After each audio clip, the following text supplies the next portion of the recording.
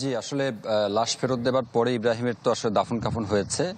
তবে যেহেতু তার পরিবার আছে, অর্থাৎ তার সন্তান আছে, স্ত্রী আছে, মা-বাবা আছে, তারা জানিয়েছে যে যেহেতু তিনি পরিবারের একমাত্র উপার্জনক্ষম ব্যক্তি, সেই জায়গা থেকে তারা আসলে ক্ষতিগ্রস্ত হয়েছেন এবং আগামী দিনগুলোতে তারা আসলে কিভাবে রুজি রোজগারের ব্যবস্থা করবেন সেই জায়গায় একটা বড় দুশ্চিন্তা পড়েছে। এবং আপনাকে বলি যে শুধুমাত্র ইব্রাহিম মারা গেছে ৪ দিন আগে, কিন্তু উত্তরাঞ্চলের গত ৫ বছরের তথ্য বলছে আইন ও সালিশ কেন্দ্রের যে ৩৪ জন বাংলাদেশিকে হত্যা করা হয়েছে রাজশাহী বিভাগের ৪টি জেলা মিলায়ে, নওগাঁ, চাঁপাইনবাবগঞ্জ, জয়পুরহাট এবং রাজশাহী যেই সীমান্তবর্তী জেলা, সেই জায়গাগুলোতে একটি হত্যাকাণ্ডেরও এখন পর্যন্ত সুষ্ঠু বিচার কিংবা ভালো কোনো ব্যবস্থা আসলে নেওয়া হয়নি।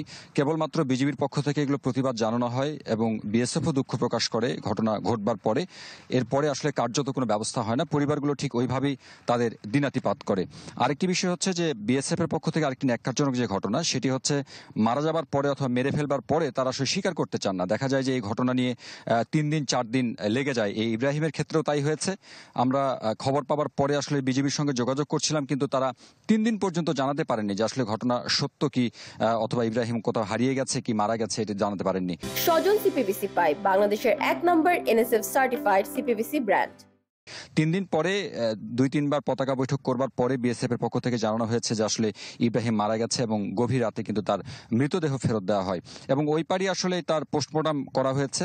এই পারে এসে নতুন করে সুরতহাল কিংবা অন্যান্য কোনো কাজ করা হয়নি। জাস্ট আইনগত প্রক্রিয়া শেষে থানার মাধ্যম দিয়ে, স্থানীয় যে থানা আছে নিয়ামতপুর, সেই থানার মাধ্যম দিয়ে তার পরিবারের কাছে দেয়া হয়েছে।